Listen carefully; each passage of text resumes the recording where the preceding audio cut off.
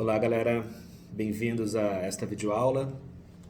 A partir de agora nós iremos avançar o conteúdo, eu irei começar a trabalhar com vocês questões geopolíticas e nesta aula ela terá como título Confrontos de Ideias, Socialismo versus Capitalismo, ou Capitalismo versus Socialismo. Será nosso objetivo futuro, fazer um contraponto, né? Na verdade você chegará a fazer esse contraponto entre os dois sistemas políticos econômicos tão discutidos, né, sobretudo aí na atualidade.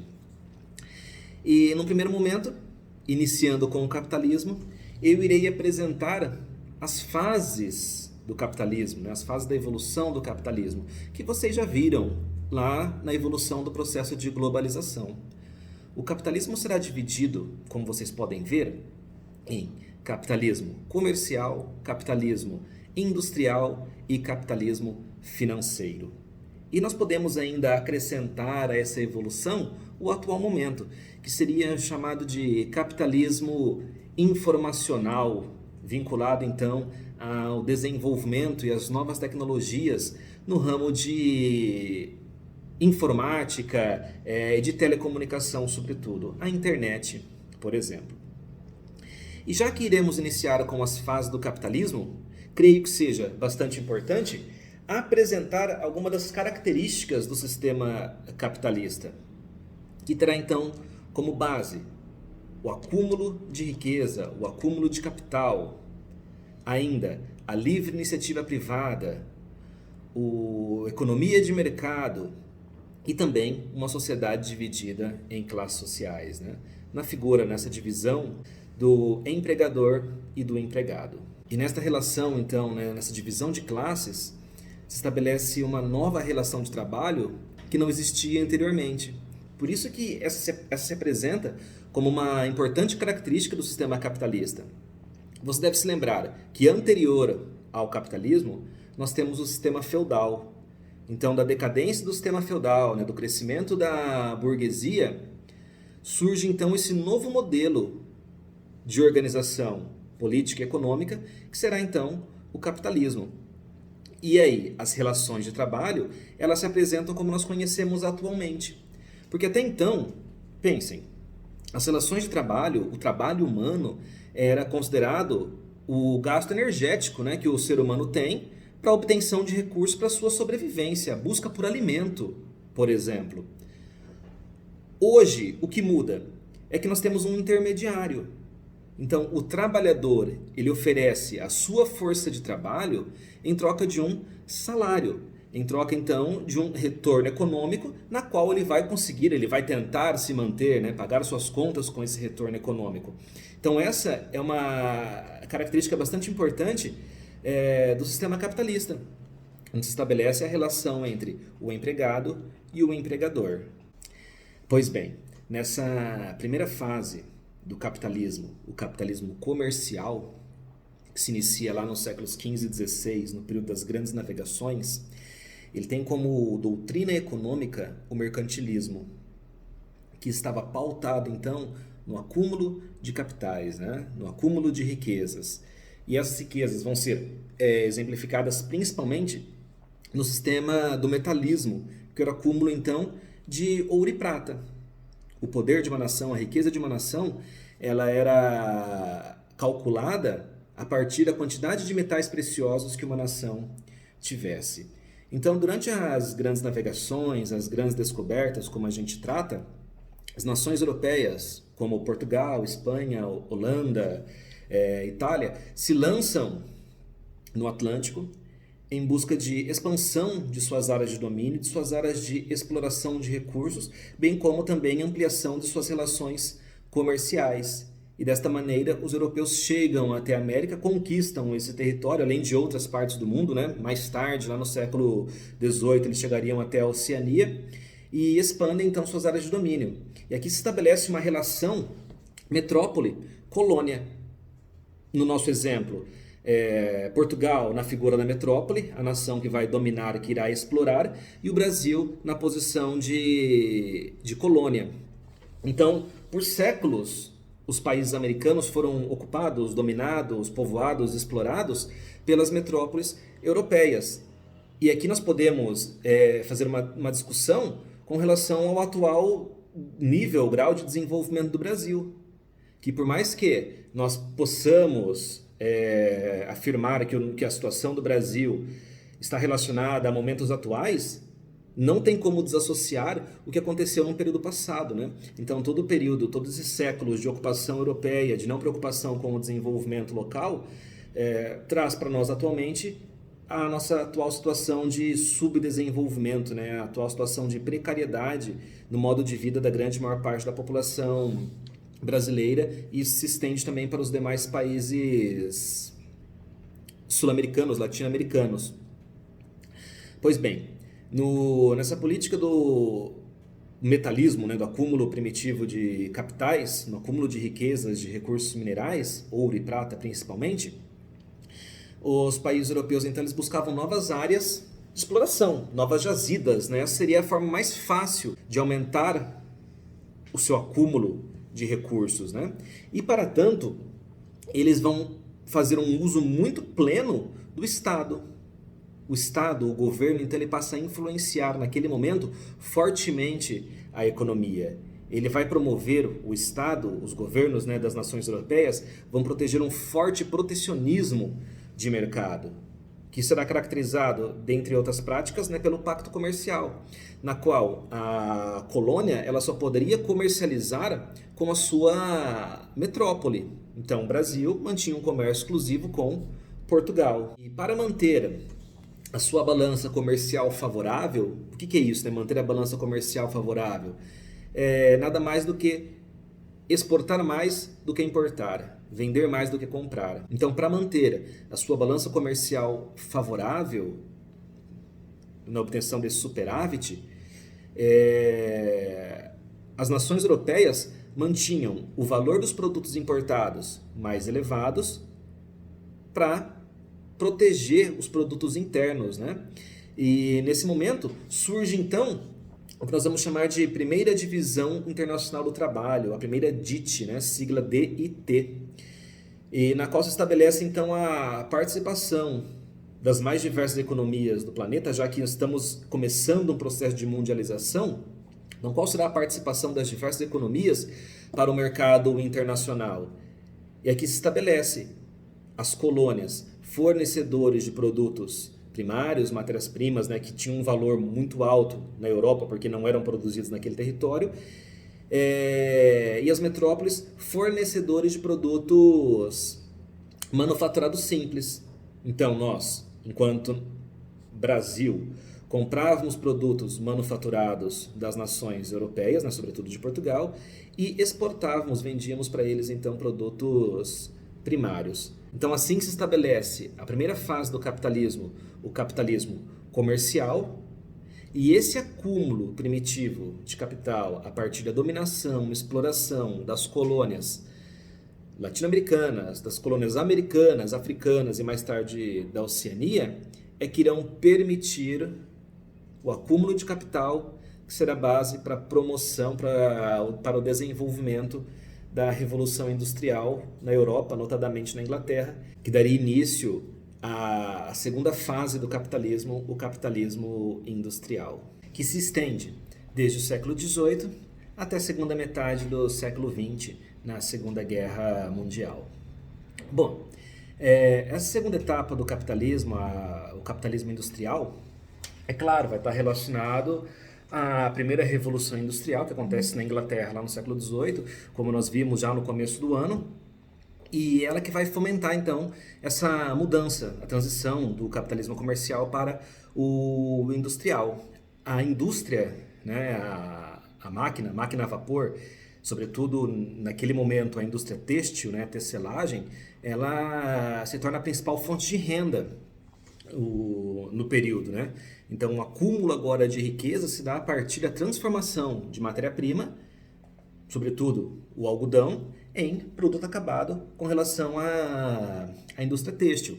Aqui nós temos ainda uma consolidação do proletariado, característico do capitalismo.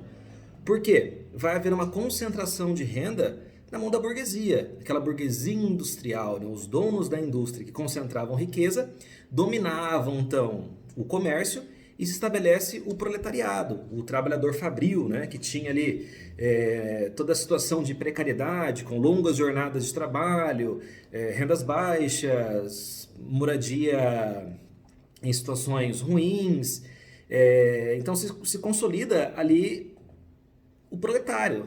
Surge então definitivamente o operário, né? E é nesse momento, já que estamos falando do capitalismo, que se consolida definitivamente o trabalho enquanto mercadoria, né? O trabalhador agora ele vende a sua força de trabalho, a sua mão de obra ao empregador. E alguns momentos de destaque durante esse período da segunda fase do capitalismo será em 1776 a independência dos Estados Unidos, né? Que se apresenta agora como um concorrente industrial à Inglaterra. Lembrando que no processo de colonização estadunidense, ao norte você tinha então o que nós chamamos de colônias de povoamento, com mão de obra assalariada, o desenvolvimento do comércio, que vai possibilitar então o surgimento da indústria naquele país.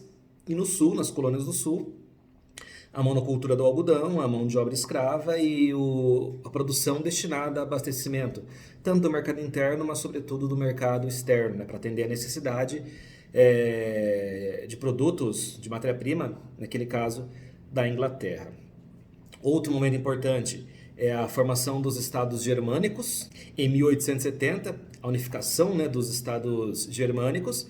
E a Alemanha, então, ela já vai se apresentar no final do século XIX como uma potência industrial também, né, do ponto de vista siderúrgico, químico, metalúrgico, fazendo frente, então, também à indústria inglesa. A Inglaterra, ela vai aqui perdendo esse monopólio que ela mantém por aproximadamente um século, devido à concorrência tanto dos Estados Unidos, também do Japão, da Alemanha e de outros países europeus que começam a passar pelo processo de industrialização. E nesse momento, no período da segunda fase do capitalismo, um dos pontos de maior destaque para entender a geopolítica atual talvez seja o Congresso de Berlim, que estabelece a partilha da África, lá entre 1884 e 1885, na qual potências europeias se reúnem e literalmente dividem o território africano entre si, na busca por matéria-prima,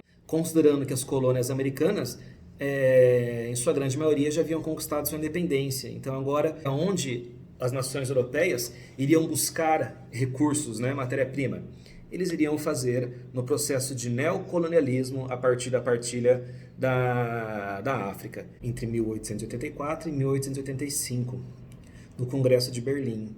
E para agravar ainda mais a situação, é importante ressaltar que muitas nações africanas mantiveram-se numa situação de dependência até meados do século XX, até a segunda metade do século XX, né? Então, até pouquíssimo tempo atrás, várias nações, vários países africanos ainda eram mantidos sob a dominação colonial de países europeus. E aqui é claro que enquanto acontecia o Congresso de Berlim, as nações africanas nada sabiam, né, sobre o que estava acontecendo, sobre o que estava ocorrendo. Muito menos que suas terras seriam posteriormente divididas, né? Então foi uma imposição arbitrária, uma divisão arbitrária que não obedeceu característica alguma do território africano, característica natural, social, cultural. Grupos foram divididos, aliados foram separados, inimigos foram unidos no mesmo território. Então, muito dos problemas que a África vive atualmente estão ligados desde o período escravagista e, é claro, também ao neocolonialismo, à dominação europeia após a partilha da África. De toda maneira, essa partilha não satisfaz todas as nações europeias, né? Gera alguma indisposição entre elas. Indisposições essas que acarretariam na Primeira Guerra Mundial, entre 1914 e 1918. Então, tanto a Primeira Guerra quanto a Segunda Guerra Mundial acontecem nesse período da segunda fase do desenvolvimento do capitalismo, durante o capitalismo industrial, que vai finalizar exatamente com a Segunda Guerra Mundial, em 1945, na qual surge ali um novo modelo no mundo, né? Surgem duas novas potências.